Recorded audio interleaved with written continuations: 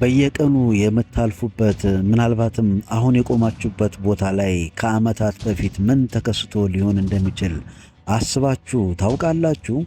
ሰዓቱ በትክክል እኩለ ሌሊት 6 ሰዓት ነው። ስልካችሁ ላይ የቪዲዮ ጥሪ ይገባል። ስክሪኑ ላይ የሚታየው ቁጥር ግን የራሳችሁ ቁጥር ነው። ይህ ጥሪ ብታነሱትስ? ዛሬ የምነግራችሁ ታሪክ ልብ ወለድ አይደለም። በ1998 ዓመተ ምህረት በትክክለኛው ዓለም የተከሰተ የሳይንስ ሊቃውንትን ግራ ያጋባ እና እስከ ዛሬ ድረስ ምላሽ ያላገኘ እውነተኛ ሚስጥር ነው። ታሪኩ የሚጀምረው አሌክስ ከተባለ ጎበዝ የኮምፒውተር መሐንዲስ ነው። አሌክስ ለአንድ ትልቅ የደህንነት ተቋም ሚስጥራዊ ኮዶችን የመፍታት ሥራ ይሠራል ኒውዮርክ ውስጥ። አንድ ቀን ማታ ግን በኮምፒውተሩ ላይ ያልተለመደ መልእክት መጣለት። መልእክቱ እንዲህ ይላል: ነገ ጠዋት የምታደርገውን ሁሉ እናውቃለን፣ ከቤትህ እንዳትወጣ። አሌክስ ይህንን እንደ ቀልድ ቆጠረው።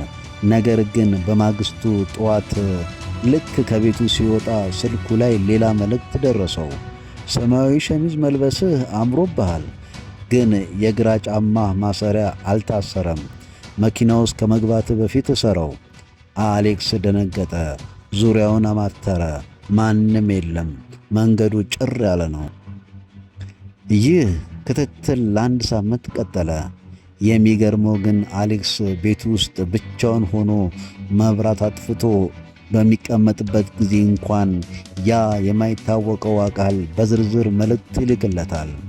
ፖሊስ ጋር ሄደ። ፖሊሶች የቤቱን ዙሪያ በካሜራ ከበቡት። ስልኩን በቴክኖሎጂ መከታተል ጀመሩ። ነገር ግን የደረሱበት ውጤት ፖሊሶቹን ጭምር በፍርሃት እንዲንቀጠቀጡ አደረጋቸው። የሳይበር ደህንነት ክፍሉ መልእክቱን የሚላክበትን የአይፒ አድሬስ እና ቦታውን ለማወቅ መረመረ። ውጤቱ ሲመጣ ግን መርማሪው እጁ ላይ የነበረው የቡና ሲኒ አምልጦት ወደቀ። መልእክቶቹ የሚላኩለት ከውጭ ሀገር ወይም ከሌላ ሰው ስልክ አልነበረም። መልእክቱ የሚላክበት ቦታ ልክ አሌክስ በቆመበት ቅጽበት እሱ ከያዘው ስልክ ላይ ነበር። በሌላ አነጋገር አሌክስ ራሱ ለማያውቀው ቁጥር መልእክት እየላከ ራሱን ያስፈራራ ነበር። ነገር ግን ዋናው ጥያቄ እዚህ ላይ ነው። አሌክስ ስልኩን ሳይነካው ኮምፒውተሩን ሳይከፍት እንዴት መልእክቱ ሊላክለት ቻለ? ሳይንቲስቶችና የሳይኮሎጂ ባለሙያዎች መጡ።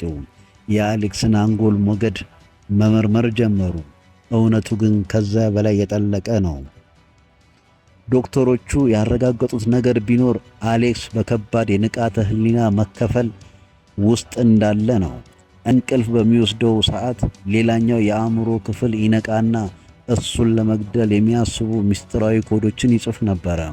አሌክስ የራሱን ትልቁ ጠላት ነበር። ነገር ግን ታሪኩ በዚያ አያበቃም። አሌክስ በሕክምና ክትትል ስር ሆኖ እጆቹ ታስረው በነበረበት አንድ ምሽት ስልኩ ላይ ድጋሚ መልእክት መጣ። እጆቹን ስላሰሩኝ የማልችል ይመስላችኋል? ይላል። ያኔ አሌክስ ብቻውን እንዳልነበር ታወቀ። አሁን ወደ እናንተ እንመለስ። ዛሬ ማታ ስልካችሁ ቢጠራና የራሳችሁ ቁጥር ቢሆንስ ታነሱታላችሁ ወይስ ጀርባችሁ ላይ ያለውን ጠላት ታያላችሁ? ታሪኩ ከተመቻችሁ ላይክ እና ሰብስክራይብ ማድረጋችሁን እንዳትረሱ። በሚቀጥለው ቪዲዮ እስከምንገናኝ ቸር ሰንብቱ።